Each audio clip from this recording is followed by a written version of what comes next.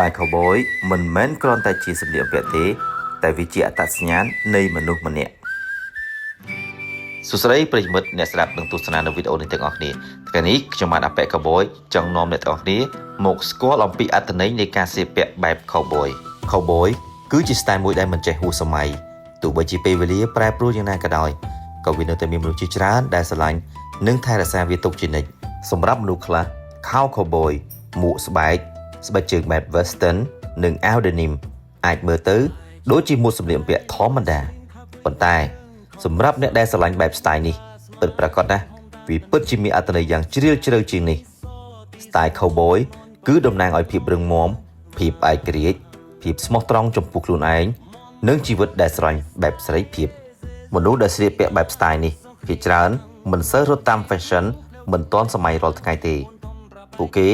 ចូលចិត្តអ្វីដែលមានប្រវត្តិមានអារម្មណ៍មានស្នាមពេលវេលាខោ Cowboy មួយដែលស្លៀកពាក់បានយូរស្បែកជើងដែលមានស្នាមប្រើប្រាស់ឬមួកដែលចាស់តិចវាមិនមែនជារបស់ខូចទេប៉ុន្តែវាជារឿងរ៉ាវរបស់ម្ចាស់វា Style Cowboy ក៏បង្រៀនយើងអំពីការប្រើប្រាស់វិភាពជឿជាក់លើខ្លួនឯងផងដែរព្រោះមិនមែនមនុស្សគ្រប់គ្នាសុទ្ធតែអាចស្លៀកពាក់ Style នេះហើយមានអារម្មណ៍ថាខ្ញុំគឺជាខ្លួនខ្ញុំនោះទេ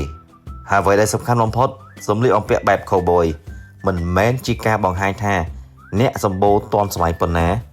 តែវាបង្ហាញថាអ្នកហ៊ានធ្វើខ្លួនគឺជាខ្លួនឯង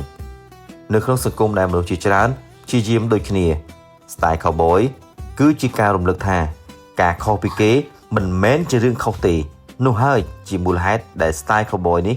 នៅតែមានមន្តស្នេហ៍រហូតមកដល់ពេលសព្វថ្ងៃនេះអរគុណសម្រាប់ការស្ដាប់ហើយសូមកុំភ្លេចថាសម្លៀកបំពាក់ល្អបំផុតគឺសម្លៀកបំពាក់ដែលធ្វើឲ្យអ្នកមានអារម្មណ៍ថាខ្ញុំគឺជាខ្លួនឯងពិតប្រាកដមនុស្សខ្លះស្រឡាញ់ខោថ្មីស្អាតតែអ្នកស្រឡាញ់ vintage ពិតប្រាកដពួកគេស្រឡាញ់ស្នាម fade ស្នាមជ្រីវជ្រួញនិងពណ៌ដែលប្រែប្រួលទៅតាមពេលវេលាព្រោះខោនីមួយៗមិនមែនគ្រាន់តែជាសម្លៀកបំពាក់ទេតែវាជាអនុស្សាវរីយ៍នៃដំណើរជីវិតរបស់ម្ចាស់របស់វាមានពេលខ្លះខោ Cowboy ចាស់មួយអាចមានតម្លៃផ្លូវចិត្ត